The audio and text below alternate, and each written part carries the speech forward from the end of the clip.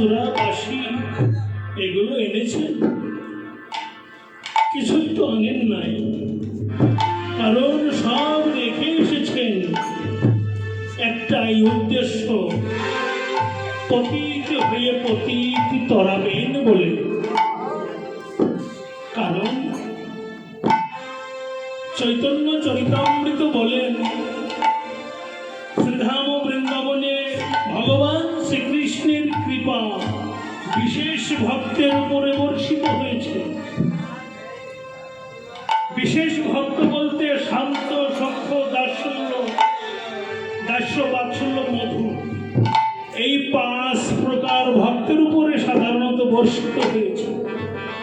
কিন্তু সবাইকে আনন্দ দিতে পারেন নাই, কারণ তিনি ছিলেন রাজদোলা, রাজপুত্র, রাজকুমার বা রাজা মহারাজা। এরা সব জায়গায় সবার সঙ্গে মিশতে পারে না, যেতে পারে না। সাধারণ ভক্তগণ রাজকুমারদের কাছে যেতে পারে না। এই যে ভক্তের আর ভগবানের মধ্যে একটু চাওয়া পাওয়া থেকে গেল, নিজের করে ভগবানকে জড়িয়ে ধরতে পারল না, ভগবান এসে ভক্তকে আপন করে জড়িয়ে ধরতে পারল না। এই যে উভয়ের ভিতরে একটি চাওয়া পাওয়া, দূরত্ব রয়ে গেছে। তাই এবার তিনি ধরা চূড়া বাঁশি সব ত্যাগ করে একেবারে ভিখারির বেশে, কাঙ্গাল সেজে এসেছেন ধুলার ধরায়। জগতের পাপী তাপী যারা আছে সবাইকে উদ্ধার করবেন বলে ডাকে আয় আয় আয় রে,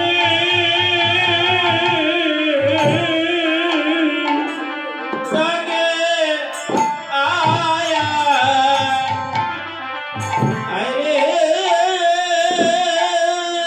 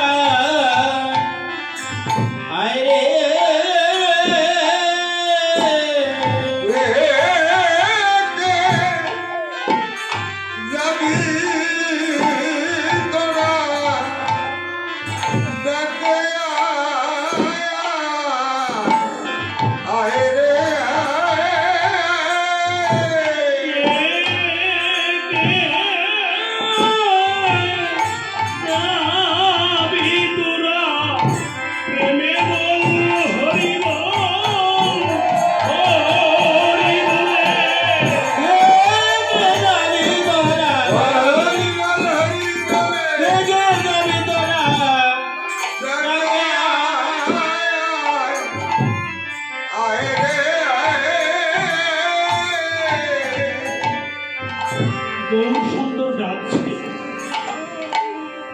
কে কে যাবি তোরা আয়। কারণ প্রভাতকালে জাগরণ শুনেছেন, জীবের জাগরণ হয়ে গেছে, এবার ভজনের পালা।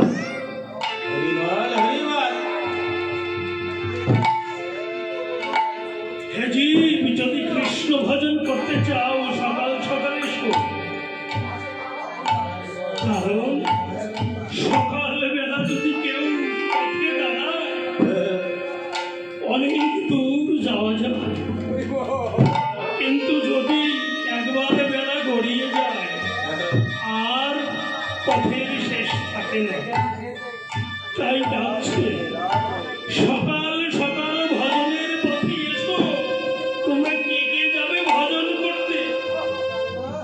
তোমাদের সঙ্গে নিয়ে জগতে যা ইতিপূর্বে কোনোদিন কেউ কাউকে দেয়নি, সেই বস্তু তোমাদেরকে দেব। অনর্পিত চরিচিরা করুণায় অবতীর্ণ কলাম সমার বৈব উন্নত জলখান সভক্তিস্ত্রিয় হরি পুরোট যদি কদম্ব সন্নিহিত সদা হৃদয় কন্দরে স্ফুরত শচীনন্দনম সচিরা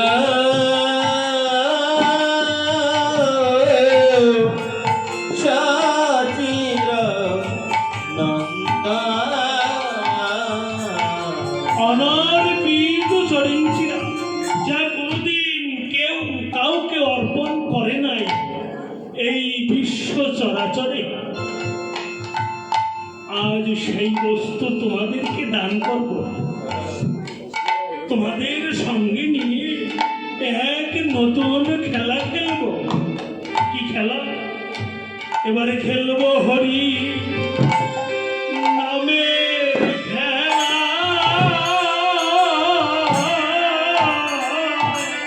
এবার খেলব হরি নামের খেলা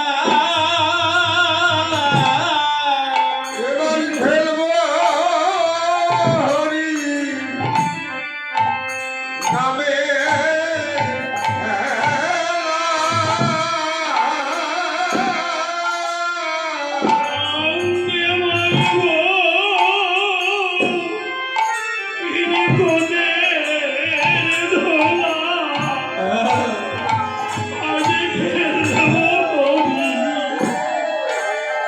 হরি নামের খেলা। আজ মাখিব কীর্তনের ধুলা খেলিব হরি হরি নামের খেলা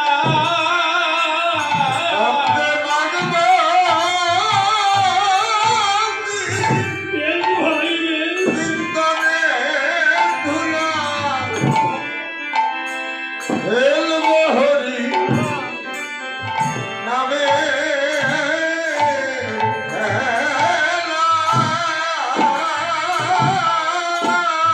তাদেরই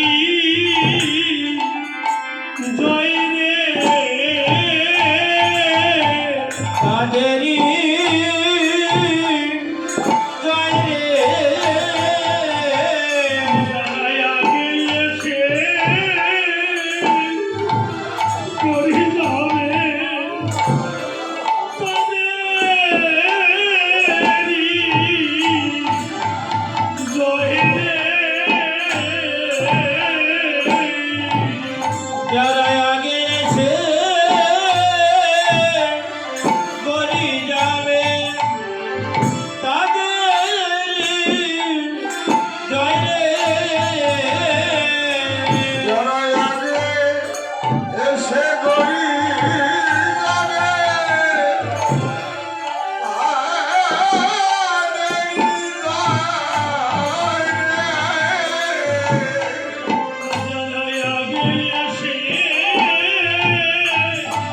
করি যাবে সংকীর্তন ধোলার মাঝে। আগে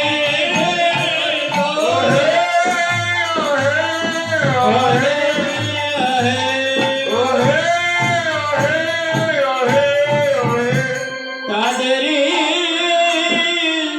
জয় রে গৌর সুন্দর যখন ডাকছে, তোরা কে কে যাবি একবারে ছুটে আয় আমার কাছে। যেজন আগে এসে ধোলাই গড়াগড়ি যাবে, এবার তাদেরই জয় হবে। যারা পরে আসবেন তাদের কি জয় হবে না? গৌর সুন্দর বললেন তাদেরও হবে, কিন্তু যারা আগে আসবে তারা আগে পাবে, যারা পরে আসবে তাদের পরে হবে। কারণ যাদের ভজন আছে তারা আগে আসবে, যাদের ভজন নাই, কৃপার অযোগ্য, তারা পরে আসবে। তাই তাদের কৃপার যোগ্য করে তুলবে বলে গৌর সুন্দর নিজে ধুলার মাঝে গড়াগড়ি যাচ্ছে, শিখিয়ে দিচ্ছে কিভাবে ভজন করতে হয়, সাধুগুরু বৈষ্ণবের সঙ্গ করতে হয়। বৈষ্ণবে না করিলে কৃপা গোবিন্দ গ্রহণ করবে না। সাধুগুরুর কৃপা বিনে ভজন যোগ্য প্রাণ হবে না। তাই প্রথমে বৈষ্ণবের কৃপা অর্থাৎ গুরুদেবের কৃপা, যারা শ্রী গুরুদেবের চরণ আশ্রিত হয়ে ভজনের পথে অগ্রসর হয়ে গেছে, তারাই যেখানে যেখানে হরিনাম সংকীর্তন হয়, কীর্তনের ধ্বনি শুনলে তারা ঘরে থাকতে পারে না, তাদের অন্তর কাঁদে যায়, একটু কীর্তন শুনে আসি, একটু ভক্ত সঙ্গ করে আসি। আর যারা কৃপার অযোগ্য, এখনো বৈষ্ণব গ্রহণ করে নাই, গুরুদেবের শরণাশ্রিত হয় নাই, তারা বলে যাই একটু কীর্তন দেখে আসি। ওই সিরাজগঞ্জ থেকে শ্যামল বিশ্বাস এসেছে, কেমন গায়ে একটু দেখে আসি। তারা আসে দেখতে, শুনতে আসে না। আর যারা প্রকৃত ভক্ত তারা আসে কীর্তন শুনতে এবং ভক্ত সঙ্গ করতে। কীর্তনের স্থানে 3 শ্রেণীর ভক্ত আগমন করে। কেউ শুনতে ভক্ত সঙ্গ করতে আসে, কেউ আসে দেখতে, আবার ইদানিং 1 শ্রেণীর ভক্তরা আসে নাচ দেখতে। যারা নাচ পছন্দ করে, ভক্ত তো 1 প্রকার না, আমি প্রথমেই 5 প্রকার ভক্তের কথা বলেছি, তাই না? এই 5 প্রকারের মধ্যে শ্রেষ্ঠ প্রকার যিনি, তিনি তো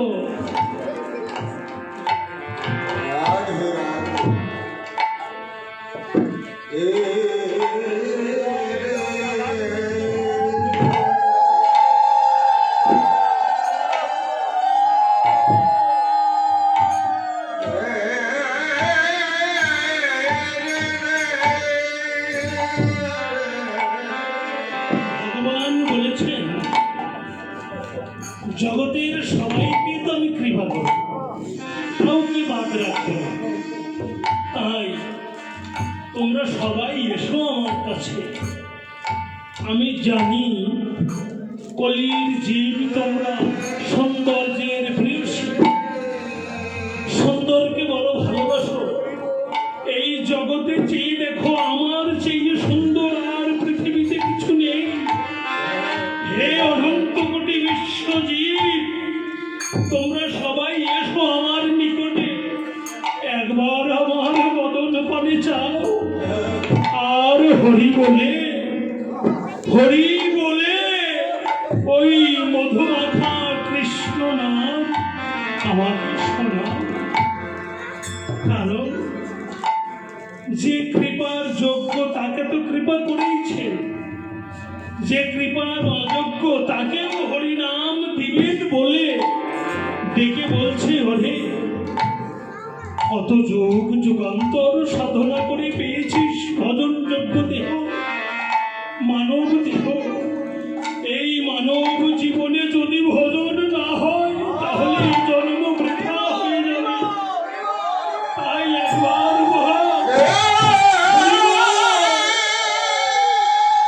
যে জন হরি বল বলে, আমি যে তার কেনা হয়ে যাই, আমি তার সব হয়ে যাই, এমন করে যিনি ডেকে ডেকে বলছেন, শাস্ত্রকার বলেন যে চাইলে দেয় সে দাতা, আর যে না চাইতে দেয় সে দাতার শিরোমণি, আর যে চেঁচে সেধে জোর পূর্বক করে উজোর করে দেয় তাকে মহান দাতা বলে। তাই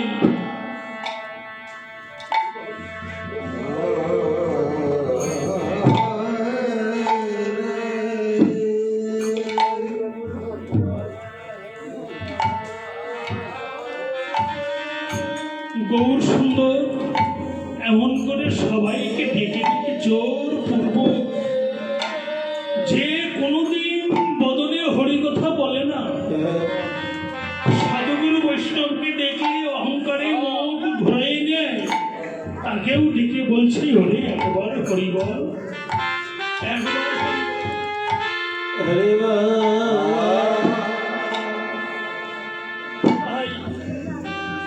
এমন ভাবে যখন সবাইকে ডাকছেন, ভক্তগণ একে একে আসছেন।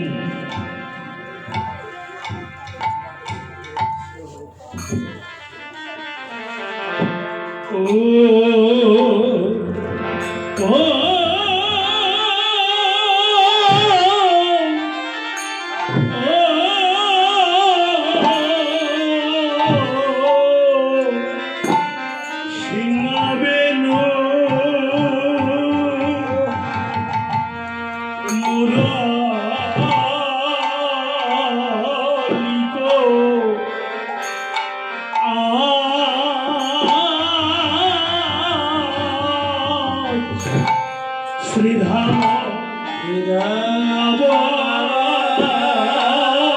দ্বীপে ব্রজভাবে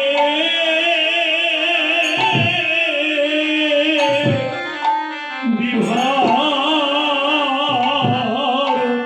হয়ে ভবলি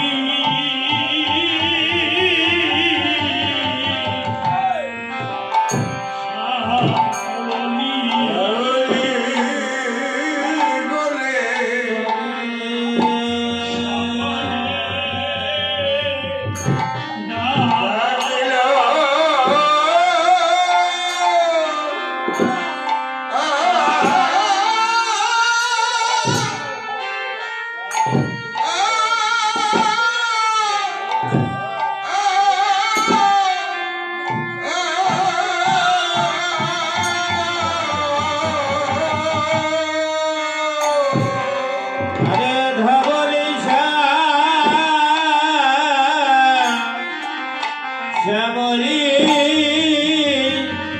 বলি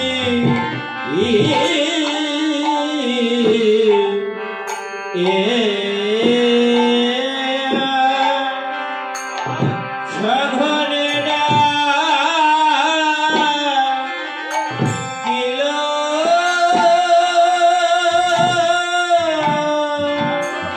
ও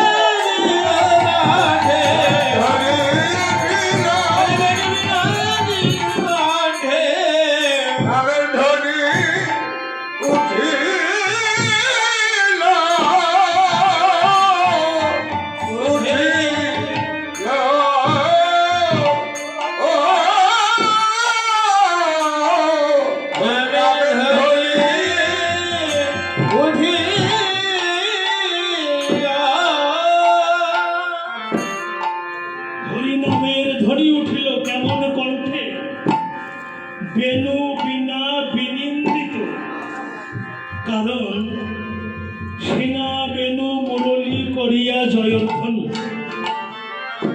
এই যুগে গৌর সুন্দর সিংহা বেনু ধরা সুরা বাসি কিছুই তো সঙ্গে আনেন নাই।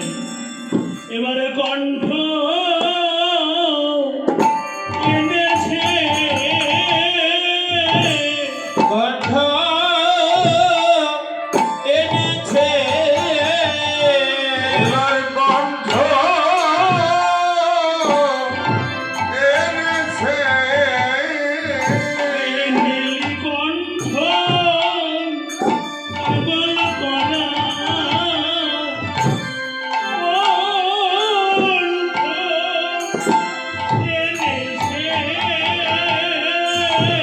এবার নীলকণ্ঠ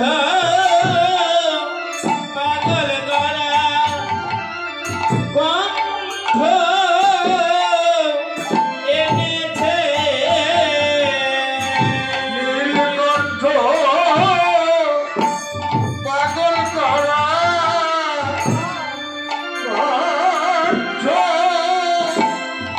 এনেছে নীলকণ্ঠ পাগল করা প্রেমে বল হরি বল হরি বলে নীলকণ্ঠ পাগল আহে আহে আহে আহে কণ্ঠ এনেছে গৌর সুন্দরের এমন সুন্দর কণ্ঠ। নীলকণ্ঠ পাগল করা বলতে শিব ঠাকুরের এক নাম নীলকণ্ঠ, তাই না? তাই যে কণ্ঠে বিশ্বে এত বড় বিষাক্ত বস্তু ধারণ করতে পারে সেই কণ্ঠ সামান্য কণ্ঠ নয়। সকালবেলা গৌর সুন্দর শ্রীবাস অঙ্গনে যখন হরিনামের ধ্বনি করে সবাইকে ডাকছে, সকালবেলা বিভিন্ন ভক্তের বিভিন্ন ক্রিয়াকর্ম থাকে। যেমন মায়েদের রান্না বান্নার কাজ থাকে, ছোট ছোট বালকদের পড়াশোনার কাজ থাকে, স্কুলে যায়। যারা প্রফেসর তারা পাঠশালায় যায় বিদ্যা দান করতে। যারা সাধক তারা ঠাকুর ঘরে বসেন ঠাকুর সেবা করতে, ভজন করতে। যারা লেখক তারা সকাল সকাল লেখাপড়ায় বসে যায়। বিভিন্ন জনের বিভিন্ন কাজ, কিন্তু যে যেভাবে যে কাজ করতে আছে মন দিয়ে করছে। যখন এই বিশ্ব পাগল করে কণ্ঠে হরির নামের ধ্বনি শুনেছে, যার যে কাজ ছিল সব ভুল হয়ে গেছে। যে যেখানে যেভাবে ছিল সমস্ত কাজ ফেলে রেখে ওই হরিনামের ধ্বনি যেদিক থেকে আসছে সবাই ছুটে আসছে। লেখক ভুলে গেছে তার লেখা, পাঠক ভুলে গেছে তার পাঠ করা। যারা পড়াশোনায় ব্যস্ত ছোট ছোট ছেলেমেয়েরা তাদের পড়াশোনা ভুলে গেছে। যারা প্রফেসর পাঠ দান করছে তারা পাঠ দান ভুলে গেছে। মায়েরা রান্না করছে রান্না ভুলে গেছে। যার যে কাজ ছিল সব ফেলে হরিনামের পিছনে ছুটে চলে এসেছে। তাহলে এই নাম সামান্য নাম নয়। এই নাম একবার যার হৃদয়ে প্রবেশ করেছে জগতের কোনো বন্ধু তাকে আর বেঁধে রাখতে পারে না। তাই এমন পাগল করা কণ্ঠে যখন হরিনামের ধ্বনি শুনছে সবাই ছুটে আসছে। চৈতন্য চরিতামৃত বললেন, হেন কৃষ্ণ নাম যদি লহ বহুবার, তবু যদি নহে প্রেম নহে অশ্রুধার,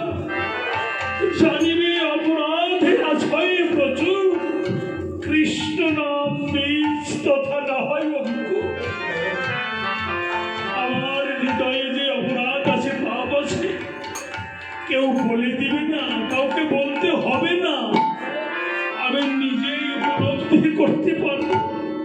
যদি বদনে কৃষ্ণ নাম শুনেও আমার নয়নে তো ফোটা অশ্রু না ঝরে, বুঝবো আমার হৃদয়ে অনেক পাপ আছে। তাই পরের লাইনে বললেন, যদি বলো অপরাধ হয়েছে প্রচুর, তাহারও উপায় বলি শোনো সুচতুর। শুধু চতুরের কথা বলেন নাই, সুচতুর যারা। নামা ভাসে ক্রমান্বয়ে পাপ রাশি নাশে, অজামিল বাল্মীকির জীবনে প্রকাশে। আমি হাতে কাজ করছি, বাতাসে ভেসে আসছে হরিনাম। যদি শ্রবণে একটু শুনতে পারি, ধীরে ধীরে আমার পাপ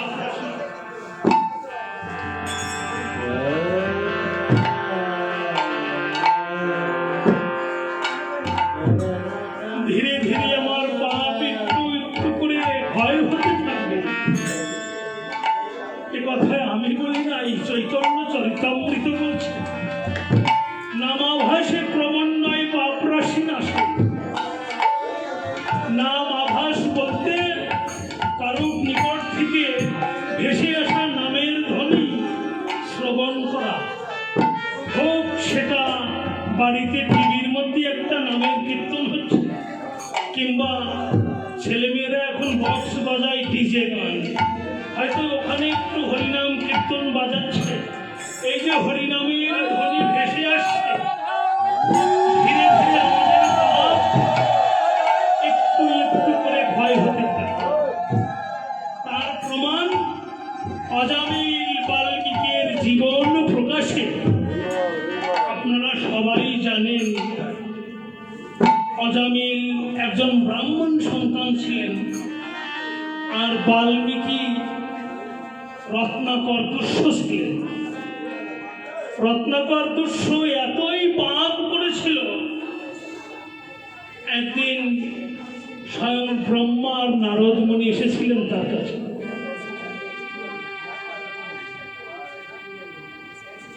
ভগবানের দূত হয়ে, কারণ যদি ভগবান কাউকে উদ্ধার করতে চায়, সে নিজে তো সেখানে প্রকট হতে পারে না, তার প্রেরিত কোনো দূত সেখানে অবতীর্ণ হয় সেই ভক্তকে উদ্ধার করবে বলে। তাই বনের মধ্যে ব্রহ্মার 5টা মাথা, 5 মাথায় সোনার মুকুট, 5টা সর্ব অঙ্গে অলঙ্কার দিয়ে ভরা না। রত্নাকর ভাবছে, এই লোকটাকে যদি আমি ধরতে পারি, এর অঙ্গে যতগুলি সোনাদানা আছে ওগুলো যদি আমি নিয়েই, তাহলে আমার পরিজনকে অনেক দিন বসে রেখে খাওয়াতে পারবো। মানে চোরের স্বভাব চুরি করা। তাই ব্রহ্মাকে গিয়ে বললেন, দাঁড়াও, এই জঙ্গলের মধ্যে আর কেউ নেই, তুমি যেতে পারবে না। আজ তোমার মাথায় যেগুলো সোনার বস্তু আছে সব খুলে দাও। কেন? এগুলো আমি চুরি করে নেব, ডাকাতি করে নেব। বলছে, এটা যে পাপ, তুমি কি জানো? পাপ পণ্য বুঝি না, এটা আমার স্বভাব চুরি করা। তাই তুমি যে পাপ করছো, এই সোনাদানা টাকা পয়সা মানুষের কাছ থেকে ছিনতাই করে নেও, এগুলো দিয়ে কি করো? বলে, আমার ছেলে মেয়ে, স্ত্রী পরিজন, পিতা মাতাকে সবাইকে ভরণ পোষণ করি। তুমি যে প্রতিনিয়ত পাপ করছো, যাদের নিয়ে খাওয়াচ্ছ, একবার গিয়ে শুনে আসো তো তোমার এই পাপের অংশ তারা নিবে কিনা। ও, ভালো একটা বুদ্ধি বের করেছ, আমি যাই আর তোমরা এখান থেকে পলায়ন করো। বলে, তাহলে আমাদেরকে বেঁধে রেখে যাও। লতা পাতা দিয়ে বৃক্ষের সঙ্গে বেঁধে গেছে। স্ত্রী, পুত্র, পিতা মাতা, পরিজন সবার কাছেই শুনেছে। সবাই একটাই উত্তর দিয়েছে, তুমি কিভাবে আমাদেরকে খাওয়াবে সেটা আমরা জানি না। পিতা বলছে, তোর জন্ম দিয়েছি, বড় করেছি, এখন আমরা মৃত্যু হয়েছি, কিভাবে উপার্জন করে খাওয়াবি সেটা আমরা জানি না, তবে এই পাপ করবি সেই পাপের অংশ আমরা নিতে পারি। এই একইভাবে ছেলে মেয়ে পরিজন সবাই উত্তর দিয়েছিল। দুটি নয়নে জল ছেড়ে দিয়ে বলছে, হাই রে সংসার, এরই নাম সংসার। সারাটি জীবন যাদের জন্য চুরি চামারি করে ব্যয় করলাম, এখন দেখি সবাই আমার পর। এই সংসার আমি আর করবো না। কাঁদতে কাঁদতে ঘর হতে বাহিরে হয়ে জঙ্গলে এসে বললেন, তোমরাই ঠিক কথা বলেছ, আমার পাপের ভাগ কেউ নিবে না। তখন বলছি, জীবনে অনেক পাপ করেছিস, আর করিস না। একবার গঙ্গায় ডুব দিয়ে আয়, তোদেরকে দীক্ষা মন্ত্র দান করব। এমন পাপ করেছে গঙ্গাও ওকে দেখে শুকিয়ে যাচ্ছে। তখন দেখতে পাই গোষ্পদের মধ্যে এক বিন্দু বাড়ি রয়েছে, তাই অঙ্গে ছিটা দিয়ে তাকে দীক্ষা দিতে গিয়েছে। কিন্তু রাম নাম তার বদনে উচ্চারণ হয় না। যতবার রাম বলতে যায় ততবার ওর বদনে উচ্চারণ হয় মরা। তখন 10 বার মরা উচ্চারণ করলে একবার রাম উচ্চারণ হয়, উল্টিয়ে যায়। তো বলছে, তুই যখন রাম বলতে পারিস না, তাহলে মরা মরাই জপ করতে থাক। ওই যে নামা ভাষে ক্রমান্বয়ে পাপ রাশি নাশে, ওই মরা 10 বার হলে একবার রাম হয়। এইভাবে মরা মরা বলতে বলতে রাম রাম রাম রাম হয়ে গেছে, ও নিজেও বুঝতে পারে নাই। তাই গৌর হরিবল। রাম নাম বদনে জপ করে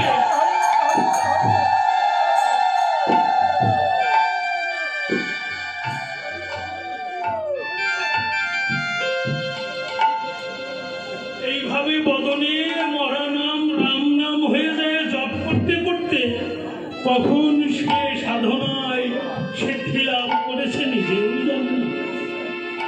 এমনি ভাবে তিনি বাল্মীকি হয়েছিলেন, আর অজামিল একজন ব্রাহ্মণ সন্তান ছিলেন। ছোটবেলায় তিনি বাবার সাথে ভালো পূজা অর্চনার কাজ করতেন, পূজার সামগ্রী জোগাড় করে দিতেন। কিন্তু হঠাৎ একদিন নদীর পাড়ে গিয়ে একটি চণ্ডালিনীকে দেখে তার প্রেমে পড়ে তাকে বিবাহ করে চণ্ডাল হয়ে গেছে। ওর ঘরে যতগুলি সন্তান হয়েছে তাদের নাম রেখেছে টাঙ্কি বাঙ্কি জাঙ্কি এইসব ধরনের। চণ্ডালদের যেসব নাম হয়, বর্তমান আমরাও ওইভাবে ছেলে মেয়েদের নাম রাখা শিখে গেছি। এই কুকুর বিড়ালের নামটাই বেশি ছেলে মেয়েদের মধ্যে এসে গেছে। ওই রাম, গৌর, নিতাই, মাধাই, জগাই এগুলো কেউ রাখে না। কৃষ্ণ, বলাই এগুলোর নাম এখন আর রাখতে চায় না, ওগুলোর নাম বুড়ো হয়ে গেছে। কিন্তু আপনি যে নিজের অজান্তে পাপ ক্ষয় করছেন, আপনার ছেলের নাম রাম, আপনি অনিচ্ছাকৃত ভাবে ডাকছেন, এই রাম এদিকে আয় তো, এই চল বাতানে চল, দাবি গ্রহণ করতে হবে, এই রাম বাজারে যেতে হবে।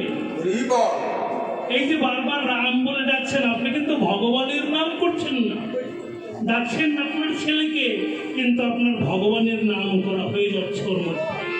এই যে নামাভাস, এই নামাভাসে আপনার হৃদয়ের পাপ একটু একটু করে ক্ষয় হতে থাকবে। কারো ছেলের নাম কৃষ্ণ, মনের অজান্তে কৃষ্ণ বলে ডাকছে, কিন্তু এখন এইসব নাম পছন্দ করি না, কারণ আমাদের ভজনটা এখন অন্য পথে চলে গেছে। সূক্ষ্ম ভজনের পথে মানুষ নেই, ধর্মীয় পথে নেই। এখন ছোট ছোট ছেলে মেয়েদেরকে যেমন গীতায় বলেছেন, নমে পাঠাস্তি ত্রিশু লোকেষু কিঞ্চন নানো বাপ্ত এবচ কর্মণি। ভগবান শ্রীকৃষ্ণ বলছে, অর্জুন এই বিশ্ব জগতে আমার কোনো কর্ম নাই, কোনো কর্ম নাই, কিন্তু তবু আমি প্রতিনিয়ত কর্ম করে থাকি। কেন? বলে আমি যদি কর্ম না করি এই সংসারে, বিশ্ব সংসারে কেউ কর্ম করবে না, তাই আমি কর্ম করি, তাই না? কারণ মহাজন যেদিকে যাবে একটি দোকানের কর্মচারী সেই পথ অনুসরণ করবে। অত্র একটা সংসারের প্রধান গার্জিয়ান যিনি, বাড়ির কর্তা, সংসারের কর্তা যিনি, তিনি যদি সকালবেলা ঘুম থেকে উঠে স্নান করে ঠাকুর পূজার জন্য আনি করতে বসে, বাড়ির ছোট ছোট ছেলেমেয়েরা দেখবে যে না, বাবা তো সকালবেলা স্নান করে আগে ঠাকুর সেবা না দিয়ে কোনো কিছু গ্রহণ করে না, কোনো কাজেও তো যায় না। ওই বাচ্চাদের মনে ওইটা জেগে উঠবে যে না, বাবা এই সময় এই কাজটা করতো, আমাদেরকে করতে হবে। ওরা দেখে দেখে শিখবে। আপনি ঠাকুর ঘরে বসবেন, ছোট ছেলেমেয়েরা থাকলে এসে বলবে, বাবা এই যে নেও তোমার ঘন্টা, এই নেও তোমার কুশাকুশি, বাবা আমি এই যে ফুলটা তুলে এনে দিলাম, বাবা এই যে তোমার তুলসী পাতা, বাবা এই যে তোমার চন্দন ঘষে দিলাম। এগুলো আপনি আপনি ভিতরে জেগে উঠবে। আর যদি ওই বাড়ির গার্জিয়ান সকালবেলা উঠে এত বড় একটা বোতল নিয়ে বসে ঢেলে ঢেলে খায়, ওই ফ্যামিলির ছেলেমেয়েরা কি শিখে? ঘুম থেকে ছেলেমেয়েরা উঠে দেখছে বাবা বোতলে ঢেলে ঢেলে খায়, ওরাও তো তাই শিখবে নাকি? গীতার কথা, আমার কথা না। কারণ সংসারের প্রধান যিনি, তিনি যে পথে যাবে পিছনের লোকগুলো ঠিক সেই পথ অনুসরণ করবে। গীতার কথা।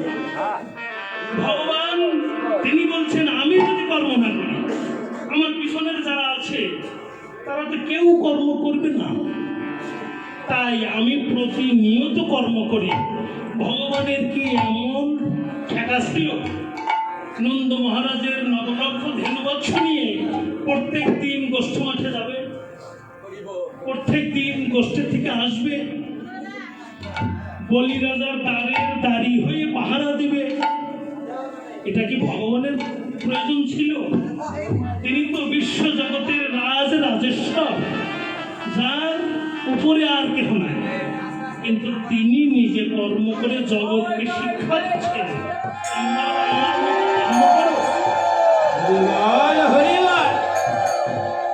তাহলে আমরা এখান থেকে একটা শিক্ষা পেলাম যে নামাভাসে যেমন ক্রমান্বয়ে পাপরাশি আসে, তেমনি সংসারের গার্জিয়ান যদি অন্যদেরকে শেখায়।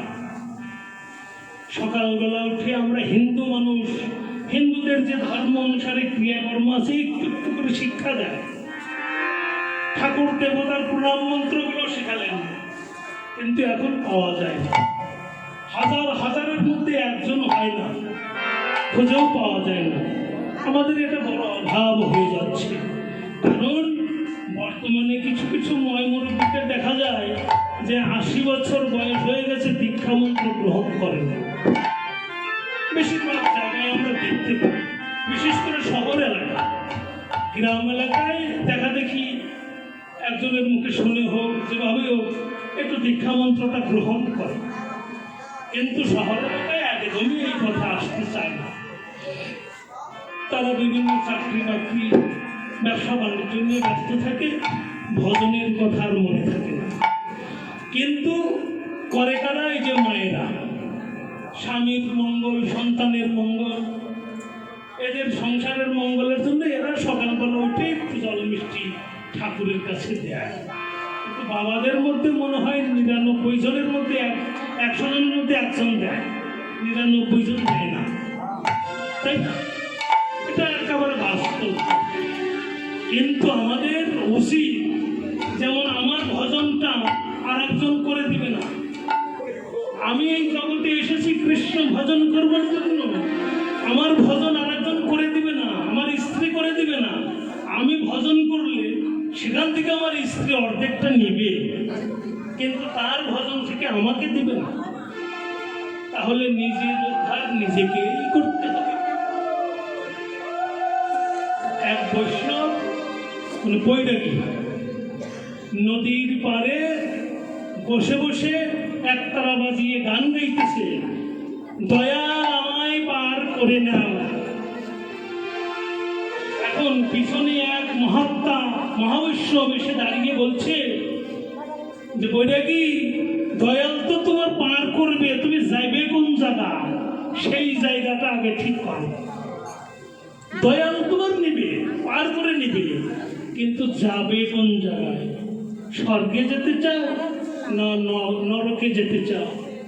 নরকে 28টা কুণ্ড আছে, কোন কুণ্ডের মধ্যে যাবে? নাকি স্বর্গে গিয়ে দেবদূত হয়ে থাকবে? কোন জায়গায় যাবে, জায়গাটা তুমি ঠিক করো, দয়াল তোমার পার করে দিবে সেই জায়গায়। তাহলে বলেন, ভজন করবার জন্য আমি এসেছি, যদি না করি তাহলে কোন জায়গায় যাব? তাই এমন কৃষ্ণ ভজন শিখাবে বলে গৌর সুন্দর ডাকছে, ও শিখাবে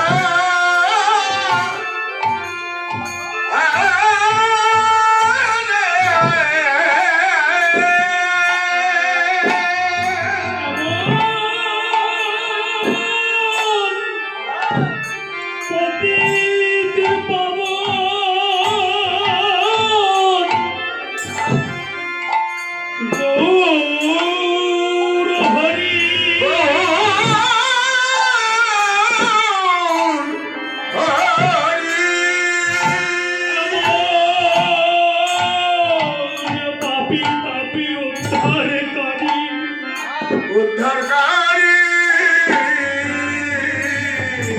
জগতে সকল জীবের আশ্রয়কারী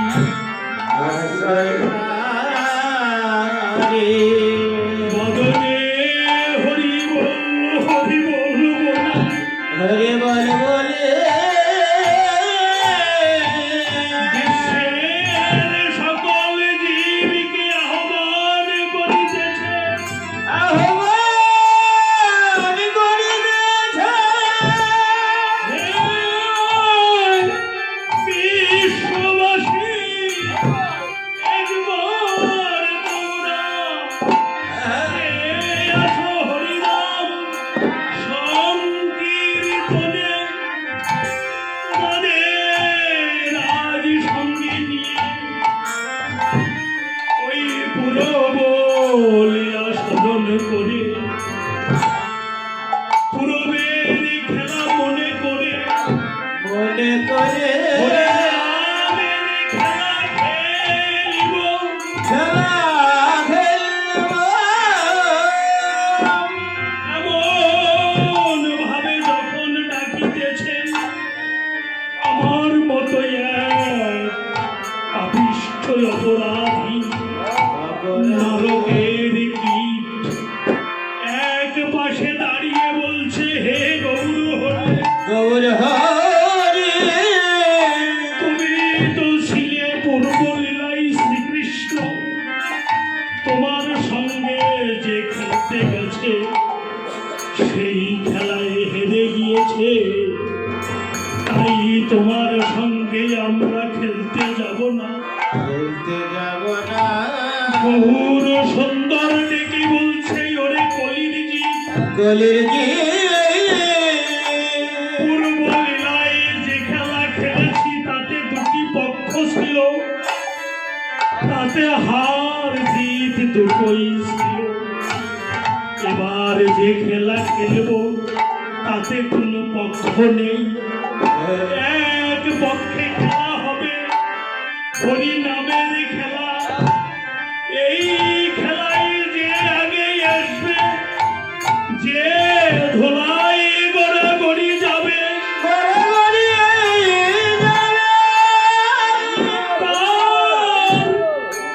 আগে গৌরের কৃপা হবে। বিশ্ববাসী একবার এসো তোমাদের সঙ্গে নিয়ে।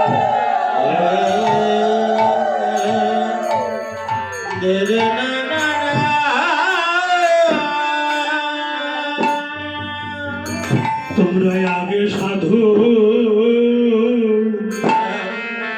সঙ্গ ভারে। তোমরা আগে সাধু সঙ্গ করো তোমরা আগে সাধু সঙ্গ করো। সাধুর চরণ ধুলি ধুলি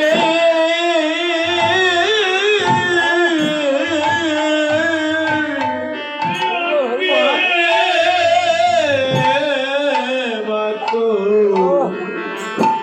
তোমরা আগে সাধু সঙ্গ করো তোমরা আগে ধুলি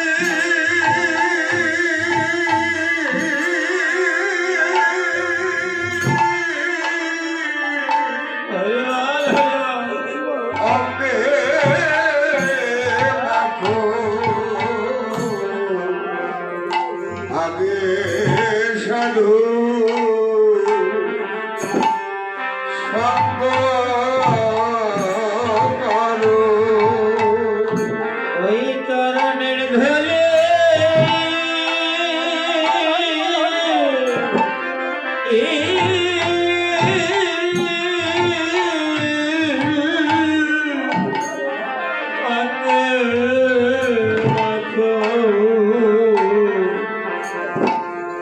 আগে সাধু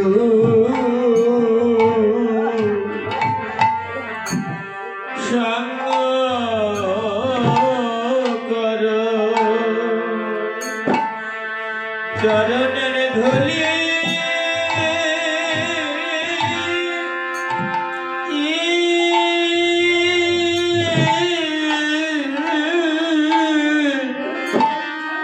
অঙ্গে মাখো তোমরা আগে সাধু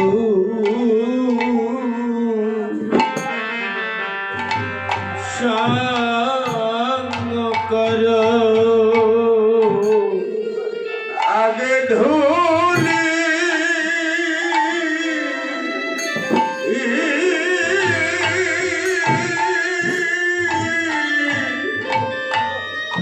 তোমরা অঙ্গে মাখো, আগে সাধু সঙ্গ করো। তোমাদের তাপি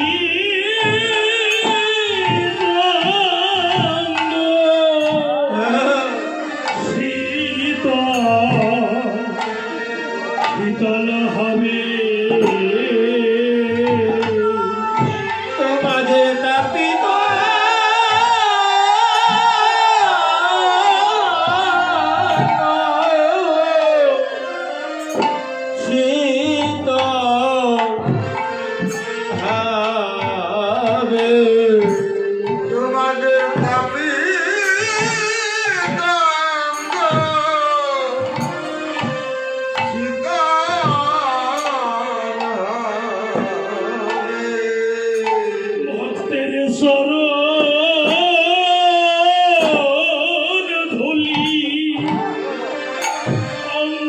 মাখলে তাপি অঙ্গ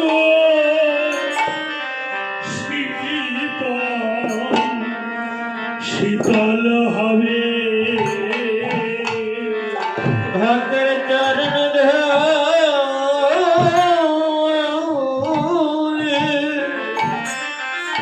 অঙ্গে মাখিলে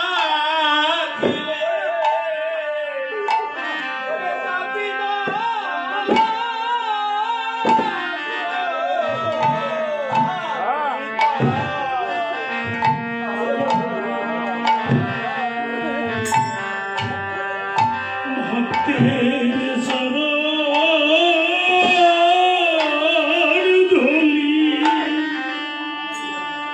ধুলি অঙ্গে মাখলে তোমাদের মানব জন্মে আজ উদ্ধার হবে। ভক্তের চরণ ধুলি অঙ্গে মাখিলে মানব জনম সবল হবে চরণ ধুলি অঙ্গ মাখিলে সবল হবে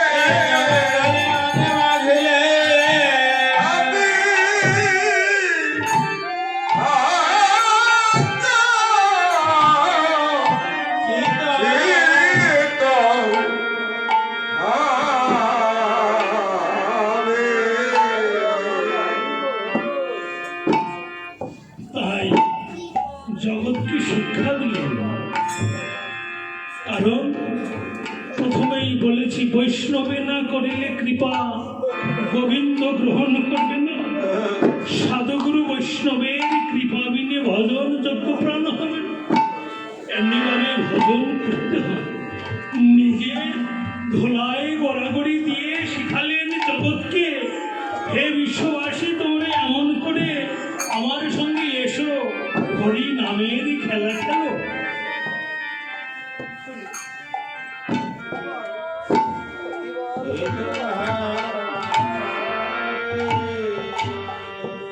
ও সিংহাবে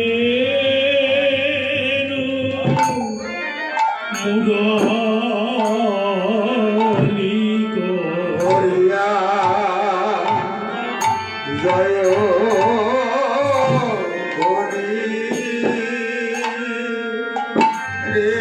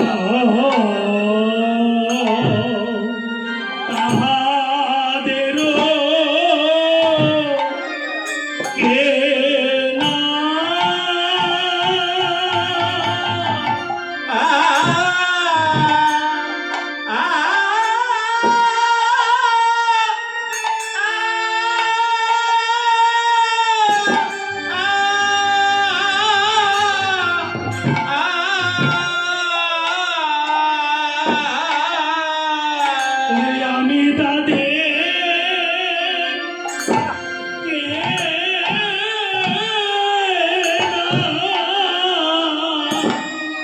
হই রে।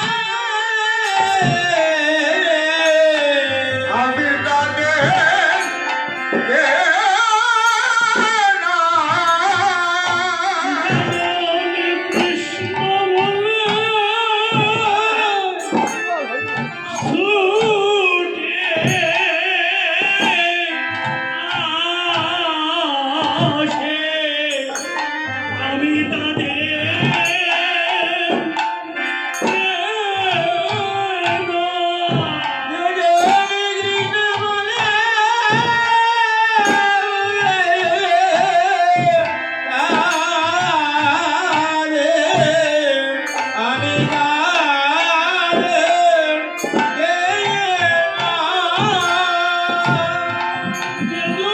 আমি কৃষ্ণ বলে ছুটে আসে আমি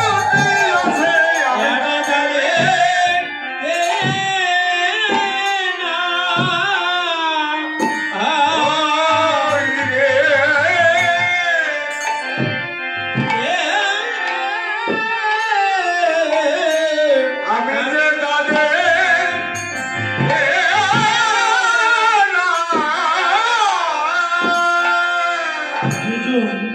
বদনে কৃষ্ণ বলে ছুটে আসে আমি তার শুধু কেনাই হই না, আমি তার পিতা হই, তার পুত্র হই।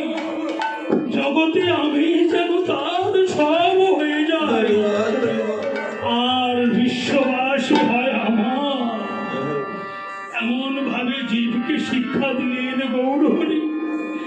একবার মাত্র বদনে হরিব এমন করে যখন ডাকছেন রামায় সুন্দরানন্দ সঙ্গে নিত্যানন্দ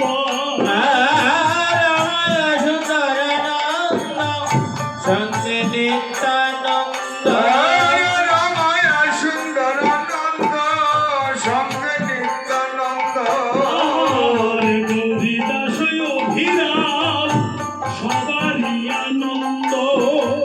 ধরে না ধরে না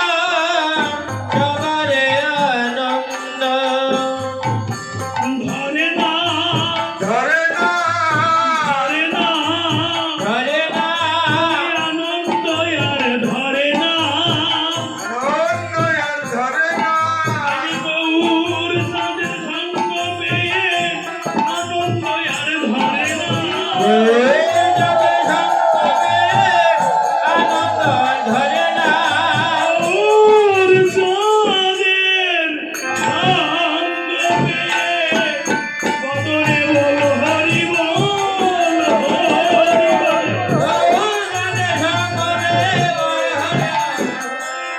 আর আনন্দ ধরে না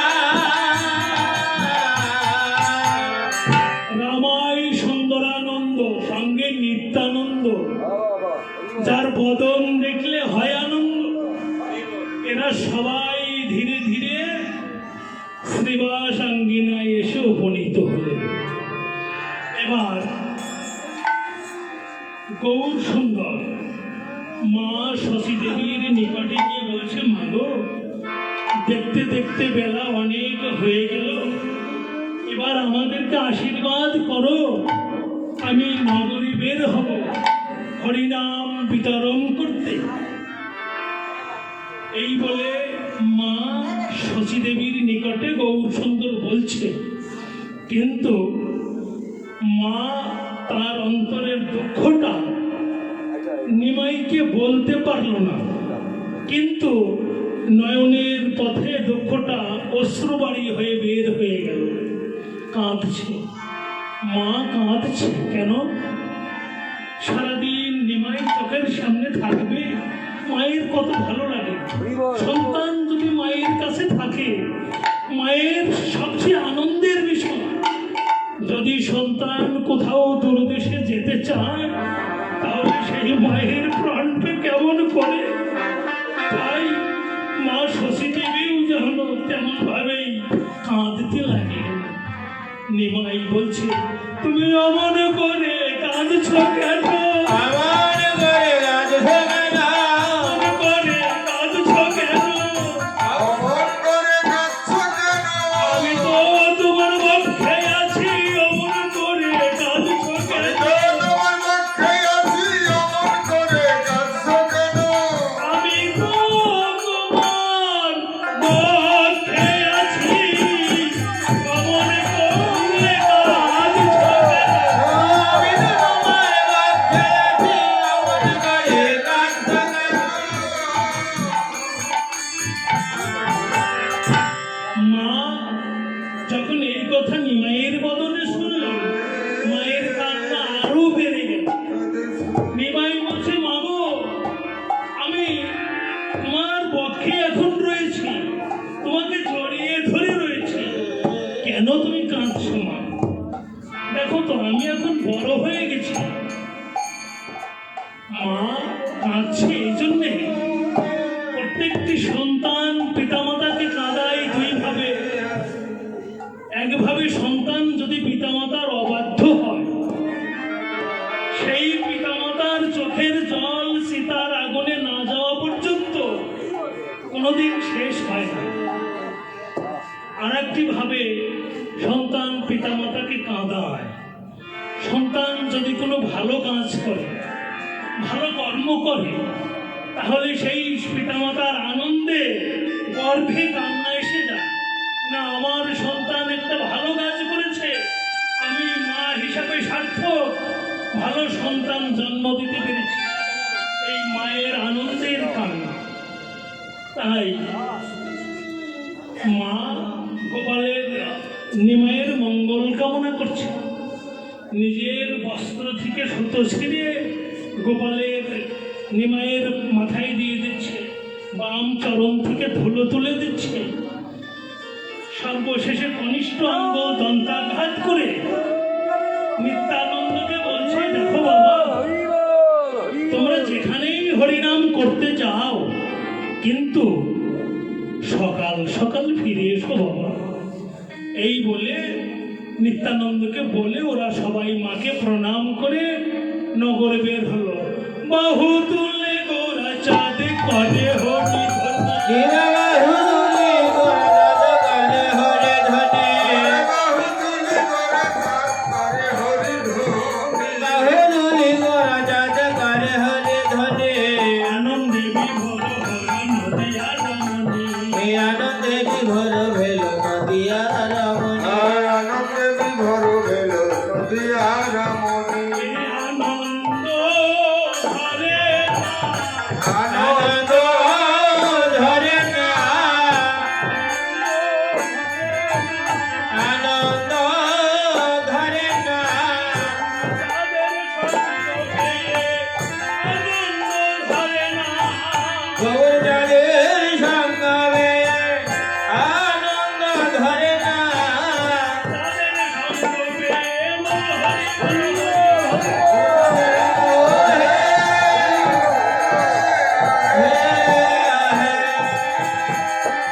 আনন্দ ধরে না এইভাবে সবাই হরি নামের ধ্বনি দিয়ে শ্রীবাস অঙ্গন থেকে নগরে বের হলেন হরিনাম সংকীর্তন বিতরণ করতে। তাই পদকর্তা বৈষ্ণব কবি বাসুদেব ঘোষ এক পাশে দাঁড়িয়ে বলছে, হে গৌরহরি, আজ তোমার সঙ্গে আছি, তোমার সঙ্গে আমিও হরিনামের খেলা খেলতে যাব বলে, তাই এই অধমকে একটু সঙ্গে নিয়ে যাও। বাসুদেব ঘোষ এক পাশে দাঁড়িয়ে গৌর চরণে প্রার্থনা করছেন। কেমন ভাবে? ওই চরণ তল কালে কবে লোটাবো